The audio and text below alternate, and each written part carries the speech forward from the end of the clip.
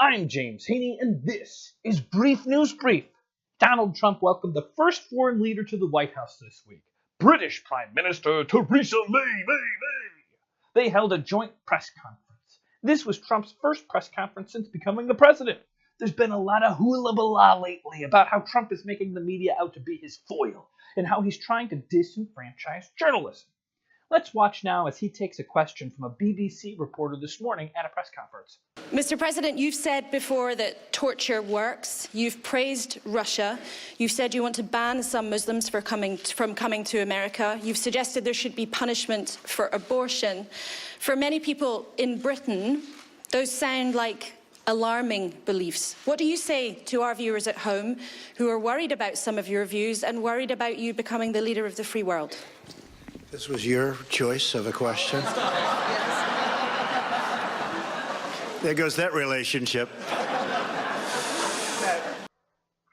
Steve Bannon, who is the chief strategist and senior counselor to Donald Trump, went on quite an anti-media rampage this week, and I'm going to quote him in a Steve Bannon perfect impersonation. The media should be embarrassed and humiliated and keep its mouth shut and just listen for a while. The media is the opposition party. They don't understand this country. They don't understand why Donald Trump is the president of the United States. The elite media got it dead wrong. 100% wrong. A humiliating defeat they will never wash away. That will always be there. That's why you have no power. You were humiliated. Shame on you. Shame on you. Okay, some of that was for dramatic effect, but the impersonation is spot on, okay? However Bannon and Trump administration would like to frame things, facts and reality are going to be a major problem for this administration. There's no doubt that intense media scrutiny will carry on.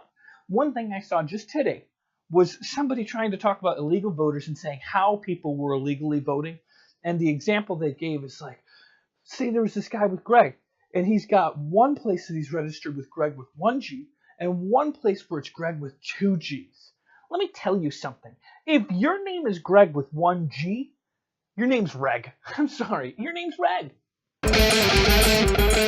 In an era where we can't ever seem to decide who's the hottest, scientists believe that the temperature data compiled for the year 2016 will break all previous records, marking it the hottest year on record. So yes, scientists know who's the hottest. It's 2016. The previous title holder for the hottest year, 2015. Talk about a short-lived reign. Temperature data recorded by both NASA and the UK Met Office show that last year averaged about 0.7 degrees Celsius higher, which is, for all people that follow my calculations, 1.25 degrees Fahrenheit higher than 2015. And while most environmental scientists believe that El Nino did have an impact on the uptick of temperature, many credit the continual rise in human-based carbon emissions and its subsequent greenhouse effects as the leading cause of climate change. The most dramatic shift in climate change occurred around the polar regions where the ever-dwindling ice level has been dropping to the lowest records in recent years. It's worth noting that according to the U.S. National Oceanic Atmospheric Administration, since 1880, when they first started recording annual temperatures, 15 of the hottest 16 years have come in this century. With this trend increasing heat, there's one thing that I know for sure. Sweaters, who needs them? When is fashion more important than FEMA?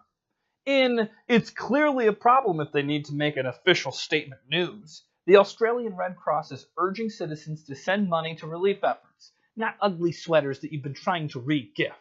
It was discovered that unrequested donations collected during the disaster season included an excessive amount of less than survival-y items, including high heels, handbags, and chainsaws.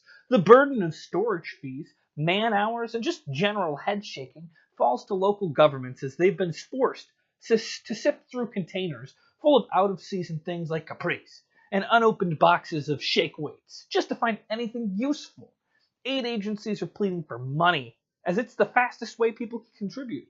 Because for whatever reason, a subscription to Good Housekeeping seems to do very little for someone whose house just burned down. Which makes sense, right?